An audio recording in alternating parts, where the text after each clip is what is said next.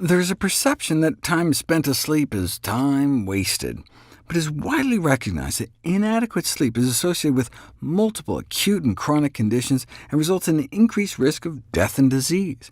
Force people to go 1 week with only 6 hours of sleep a night, and you can change expression of more than 700 genes. The most dire effect may be endothelial dysfunction.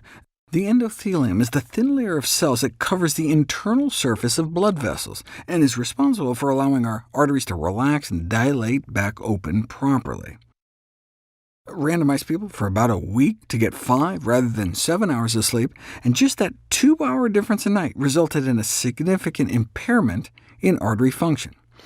OK, but what do these numbers mean? I mean, how bad is a week of 5-hour nights? Sleep deprivation is no joke. The magnitude of impairment is similar to that reported in people who smoke, have diabetes, or have coronary artery disease. No wonder people who sleep less than 7 hours a night may experience a 12 to 35% increased risk of premature death, compared to those who get a full 7 hours. Yet a significant proportion of the population may routinely get less than that. Sufficiently long, restful sleep sessions each night are said to be an indisputable cornerstone of good health. OK, so what can we do about it? Those who have sleep apnea, a common consequence of obesity that interferes with sleep, benefit from the use of CPAP machines while they're losing the weight to treat the underlying cause, hopefully. But what if apnea isn't your problem? What if you just have trouble falling asleep or staying asleep? In my book, How Not to Diet, I have a whole section on sleep enhancement, where I go through the 4 rules of sleep conditioning, the 4 rules of sleep hygiene. What if you follow those guidelines but still can't get to sleep? Any natural dietary remedies? I already have videos on using kiwi fruit to fight insomnia, and tart cherries too. Are there any vegetables that might help? Lactuca sativa is a plant that has been traditionally used in the treatment of insomnia. What is this exotic-sounding leafy vegetable? Lettuce. Evidently, lettuce extracts have been used from the time of the Roman Empire as agents with sedative and sleep-inducing properties. Lettuce actually does have a hypnotic substance in it called lactucin, which is what makes lettuce taste a little bitter. But you don't know if it actually works until you put it to the test. And it works in toads. But it also works in rodents. Sleep in both mice and rats is enhanced by romaine lettuce. They used romaine since it has a higher lactucin content compared to other lettuces. OK, but does it work in people? About 10 years ago, a study was published in which insomnia sufferers were randomized to receive lettuce seed oil extracted from lettuce seeds.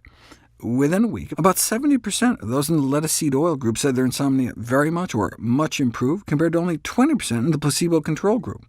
The researchers concluded that lettuce seed oil was found to be a useful, safe sleeping aid in geriatric patients suffering from sleeping difficulties. They chose to study older individuals because insomnia affects approximately 20 to 40% of older adults, at least a few nights a month. You think that's bad? Sleep disturbances can plague as many as nearly 8 out of 10 women during pregnancy. Of course, there's lots of different sleeping pills, but they may endanger the fetus or mother.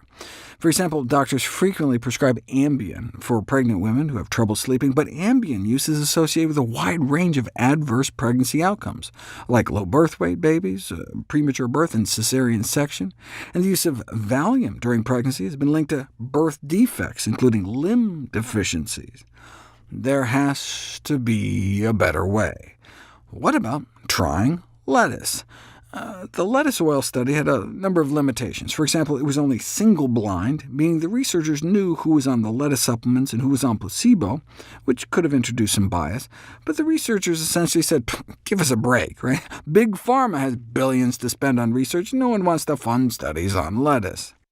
Finally, we got a double-blind, placebo-controlled study, but this time on a whole food, not just a lettuce seed extract. Yeah, but how do you come up with a placebo lettuce? How are you going to hide who gets lettuce and who doesn't? Well, you can't fit a head of lettuce into a capsule, but you can fit whole lettuce seeds. And here we go. A double-blind, randomized, placebo-controlled trial on lettuce seeds for pregnancy-related insomnia. 100 pregnant women with insomnia were randomized to receive capsules containing either a quarter teaspoon of ground lettuce seeds or a placebo for 2 weeks. And those on the lettuce seeds saw a significant improvement in a sleep quality index score compared to the placebo, with no reported side effects.